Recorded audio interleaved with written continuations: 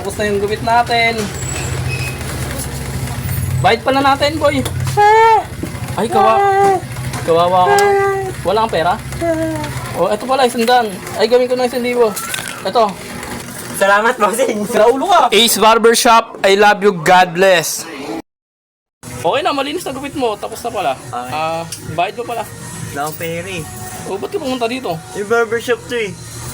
Eh, asan bayad mo? Wala akong pera eh. Eh, ba't ka pumunta dito? Barbershop to eh. Nakakainis ka lang, umas ka na nga. Bayad mo. Oh, ito pala. Oh, salamat. Thank you. Oh, thank you. Ace Barbershop, I love you, God bless. Okay na, pre. Tapos na yung gupit mo. Boss, pogi na ba ako dito sa gupit ko? Ay, hindi ako si Jesus. Gumagawa ng himala si Jesus, di ba? Ganun pa rin yung itsura mo kung kanina nagpagupit ka, ganun pa rin nung natapos. Pangit ka pa rin. Okay na, boss. Grabe ka naman magsalita. Sinasabi ko lang yung totoo. Oh, boss, bakit ko? Ay, salamat dito, boss. Napaka-pogi mo na sa gupit mo. Uy, sukli ko, boss. Kala ko, wala na sukli. Hindi, pogi ka na talaga sa gupit mo. Oh, sukli ko. Grabe ka man lahit kanina eh. Ano ba yan? Oh, sukli mo, boss. Kahit 100 lang, boss. Do, Malaki naman yung pinaugi mo sa gupit ko eh.